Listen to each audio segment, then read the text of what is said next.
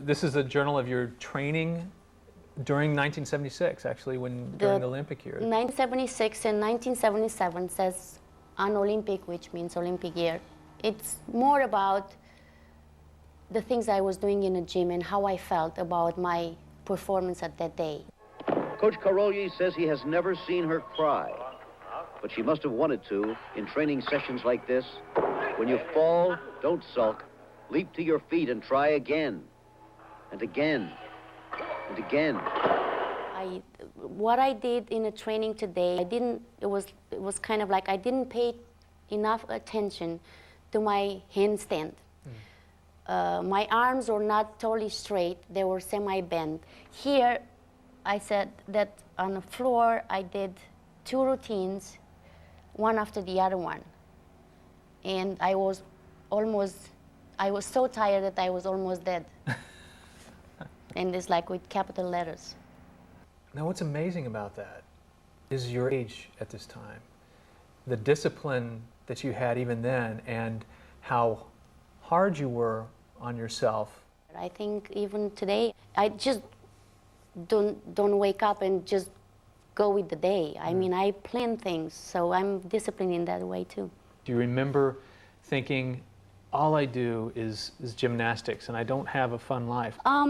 It was a lot of work, but I was growing up with my mother and my father, and my father was working. He was walking to his job through the forest every day, about 25 miles. He was walking because there was no transportation. So my work in the gym was not even close as hard as my family and all the people around. And now here is Nadia Comăneci on the uneven bars. Best gymnast that I've ever seen. Watch this. Beautiful rhythm, right to a handstand. Oh, look at that amplitude. Ooh. So you watch this video every day, you say? Yeah. No, I don't sit around watching the tapes. Probably this is my 4th, 5th time. Beautiful rhythm, right to a handstand. It looks pretty good. Oh, It looks pretty good, amplitude. I think so. Ooh. Those are difficult moves, though. Yes, one of the movies still difficult today because not too many gymnasts attended the kill. And Now, is that the little hop that you say you that's took? one other hop. When looking back, you say, well, it wasn't quite 100% perfect because you took that little tiny hop, but I don't think anybody noticed it. And the people who were the commentators didn't say anything about that. They said they didn't, probably because they were more they were astounded by the moves that I did. So they didn't even, that little hop on the landing didn't even matter. Here was one of my difficult moves. It's a side aerial back handspring. And that move I feel here when I do it, because it didn't matter how many times you did it in training, you still can miss it.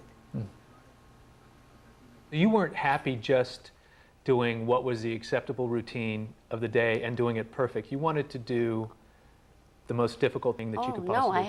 I wanted to do something that people don't do.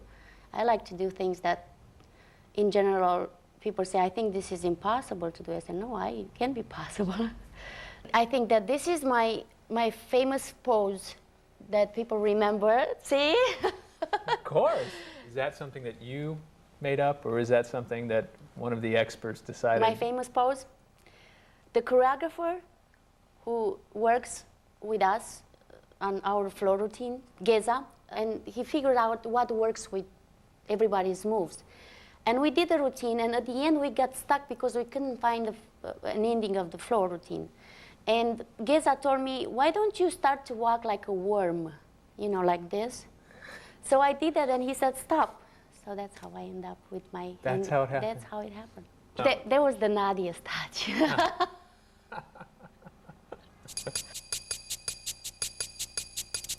It wasn't like, yes, I walk on American ground, but it doesn't mean that I made it.